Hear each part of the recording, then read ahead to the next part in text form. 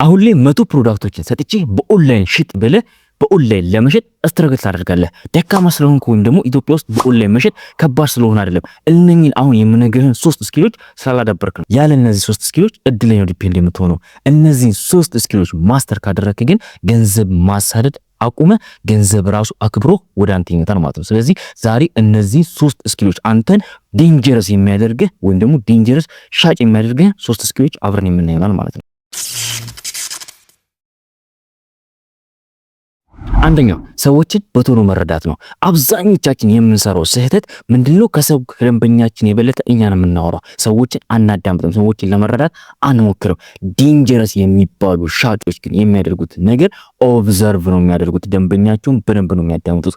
ፔኑን ነው የሚፈልጉት። የሚያስፈልገውን ነገር ለመረዳት ነው የሚሄዱት ማለት ነው። ስለዚህ ኦብዘርቭ ማድረግ ወይም ደግሞ ደንበኛን መረዳት አንዱ የዴንጀረስ ሻጭ ስኪል ነው ማለት ነው። እንደ ምሳሌ ወስደንም ስናይ አንድ ኖርማል የሚባል ሻጭ ዋጋ ስንት ነው ብለህ ስትጠይቀው ቀጥታ ዳይሬክትሊ ዋጋውን ነው የሚነግርህ። ዴንጀረስ የሚባሉ ሻጮች ግን ዋጋ ስንት ነው ብለህ ስትጠይቀው ለምን አይነት ነው የምትፈልገው? ለምን አይነት ፕሮግራም ነው የምትፈልገው? ለዴይሊ ዩዝ ነው ወይስ ለስፔሻል ዴይ ነው የምትፈልገው? ምናምን ብሎ ጥያቄዎችን ይጠይቀዋል። ከዛ እነዛ ጥያቄዎች ላይ ተመስርተው ምን ያደርጋሉ? ያንተን ፔን ለማግኘት ይሞክራሉ ማለት ነው። ከዛ ያንን ፔን ካገኙ በኋላ ነው ዋጋውን የሚነግሩህ። አንተን ከተረዱ በኋላ ማለት ነው። አዲስ የሆነ ኮንቨርሴሽን ከነሱ ጋር ከከፈትክ በኋላ ነው ያንን ነገር የሚነግሩህ ማለት ነው። ስለዚህ በኦንላይን መሸጥ ማለት ሰዎችን መረዳት ማለት ነው። ለምንድን ነው የሚያስፈልጋቸው? ምን አይነት ችግር ነው የሚፈታላቸው? እና ምንድነው የሚያስፈራቸው ነገር እና ሰዎችን በስትክክል ወይም ደግሞ በፍጥነት መረዳት የምትችል ከሆነ የሽያጩን ዳይሬክሽን መቆጣጠር ትችላለህ ማለት ነው። ሁለተኛው ደግሞ ራስህን ፖዚሽን የምታደርግበት መንገድ ነው። እዚህኛው ጋር ደግሞ የምንሰራው ሌላኛው ትልቁ ስህተት ያገኘነውን ፕሮዳክት በሙሉ ነው ለመሸጥ የምንሞክረው ማለት ነው። ሽቶም ሲባል አለንበት፣ ልብስም ሲባል አለንበት፣ ጫማም ሲባል አለንበት፣ ሁሉንም ፕሮዳክቶች ኤሌክትሮኒክስ ሲባል አለንበት።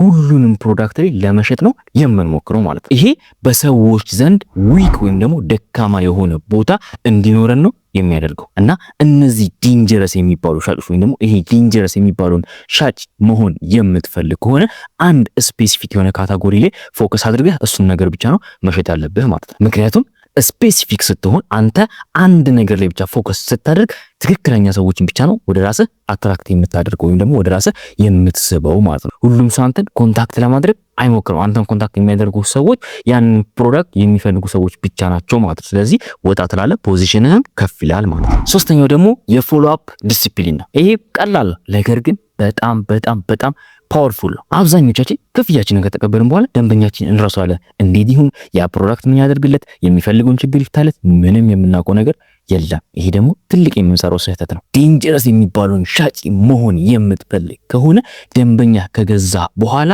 ያ ፕሮዳክት እንዴት እንደሆነለት መጠየቅ አለብህ። መስተካከል ያለበትንም ለማስተካከል ከዛ ደንበኛ ጋርም የሆነ ጠንከር ያለ ሪሌሽን ለመፍጠር ማለት ነው። እነዚህ ዴንጀረስ የሚባሉ ሻጮች ከአንድ ሽያጭ በኋላ ከ2 ከ3 ቀናት በኋላ ይሄን የመሳሰሉ ቴክስቶችን ይልካሉ። ሄ ያ ፕሮዳክት እንዴት ሆነልህ? የምትፈልገውን ችግር ፈታለህ? ወይም ደግሞ እንደዚህ አይነት ፕሮዳክት አስገብተናል፣ ለአንተ የሚሆን ፕሮዳክት ይመስለኛል፣ ስለዚህ ሳልክብህ ውሰድ። በቃ እንደዚህ አይነት ቴክስቶችን ይልካል። የፎሎ አፕ ቴክስት ማለት ነው። በቃ ያ ደንበኛ አንተ እንዳይረሳ የምታደርግበት መንገድ ነው። በኦንላይን ሽያጭ ላይ ዴንጀረስ መሆን ማለት ሰዎችን ማኒፑሌት ማድረግ፣ ሰዎችን ማስገደድ፣ ሰዎችን መዋሸት ማለት አይደለም። በተቃራኒው ሰዎችን አንደርስታንድ ማድረግ፣ የራስህን ፖዚሽን ማስተካከል እናም ደግሞ ሰዎችን ፎሎ አፕ ማድረግ ማለት ነው። እናም እነዚህ 3 ስኪሎች ማስተር የምታደርግ ከሆነ ትሬንዲ የሆኑ ፕሮዳክቶች ላይ ዲፔንድ አትሆንም። ሽያጭ ሲጠፋ ፓኒክ አታደርግም። እናም ደግሞ ማርኬቱን ብሌም አታደርግም ማለት ነው። ምክንያቱም ለሁሉ ኮንትሮል አለ፣ አንደርስታንድ ታደርጋለህ። እናም ደግሞ ፖዚሽንህን ከፍ ያለ ነው። እናም ደግሞ ፎሎ አፕ ታደርጋለህ፣ ሰዎች እንዲያስታውሱ ታደርጋለህ ማለት ነው።